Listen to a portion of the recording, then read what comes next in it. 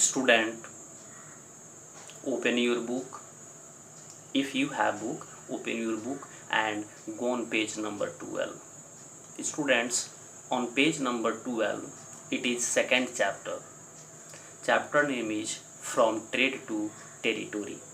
Here students, it is chapter name From Trade to Territory.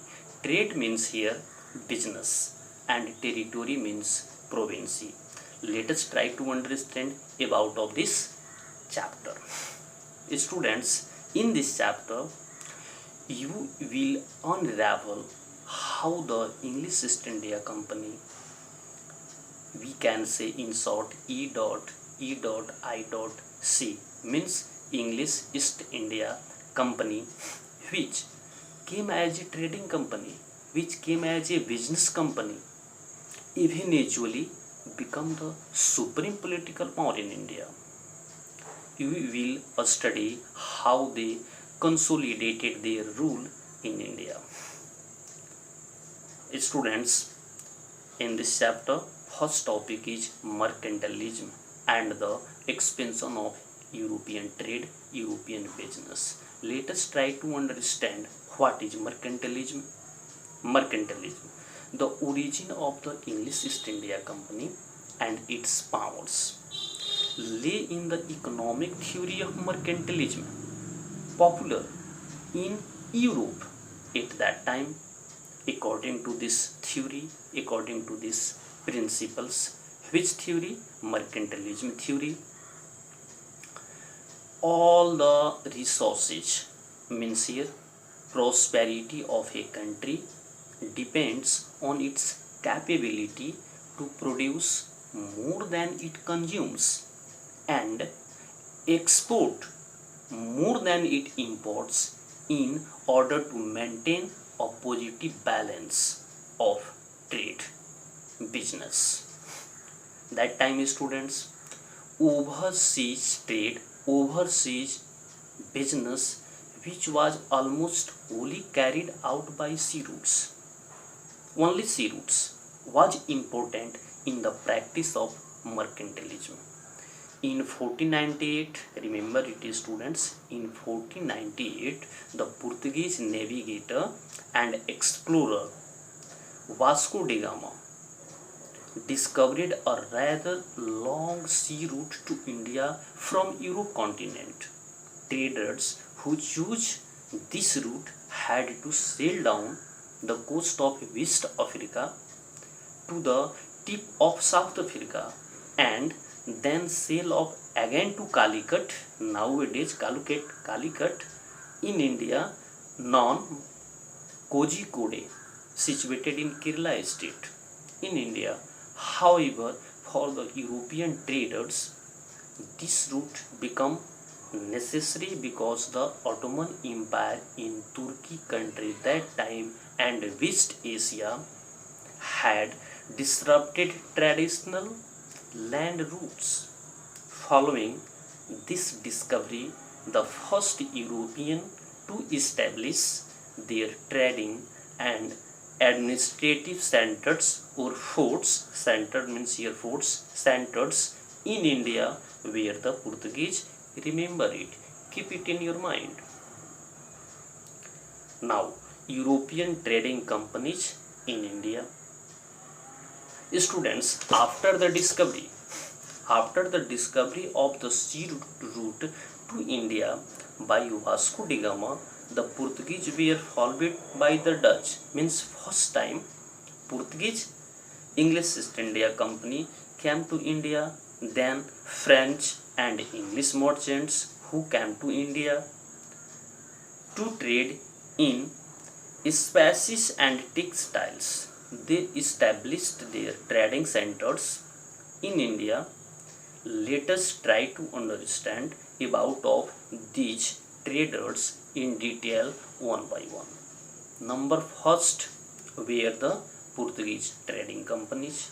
The Portuguese were the first European traders. Yes, students, keep it in your mind. Remember it. It is most important.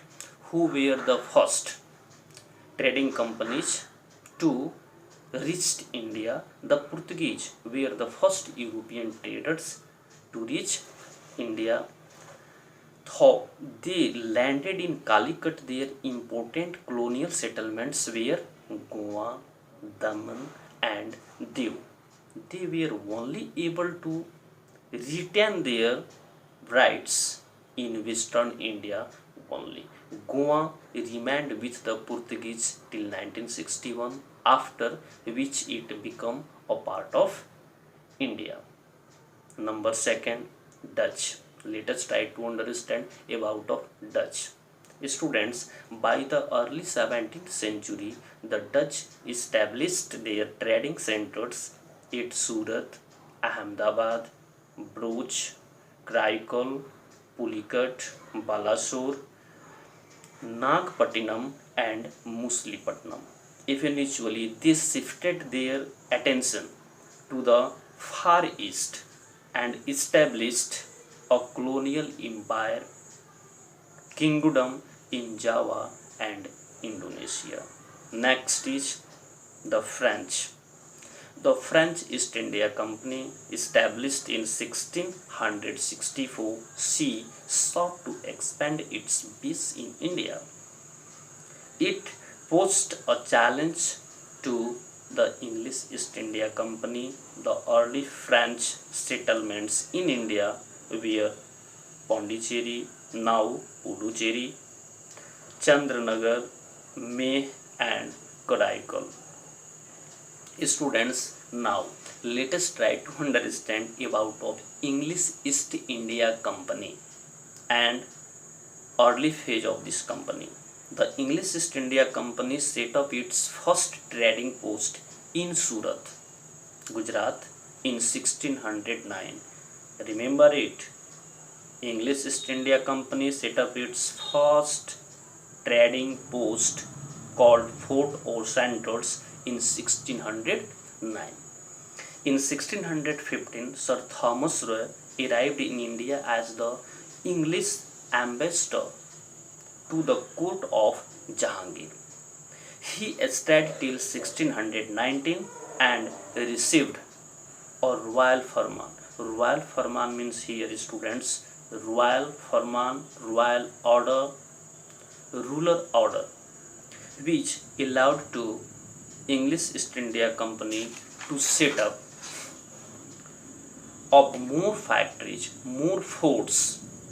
Thus, apart from Surat, the English established factories and bases at many other places in India. Now, students, Bombay, a group of islands, was under the control of Portuguese.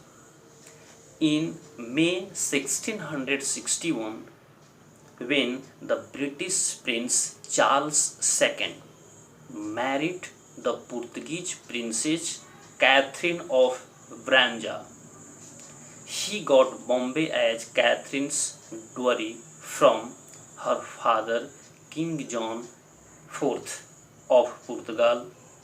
Subsequently, the islands of Bombay were given to the English East India Company on lease for a sum of £10 per annum. Now, students, the struggle for powers between trading companies.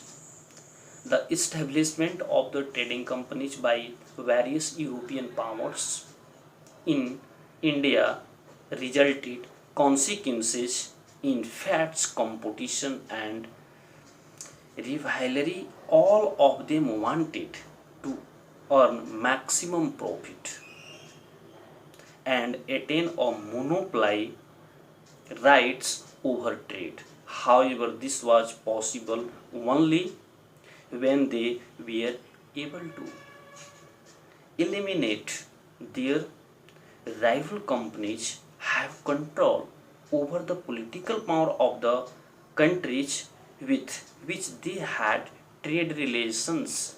That time, thus a struggle for greater colonial rights started.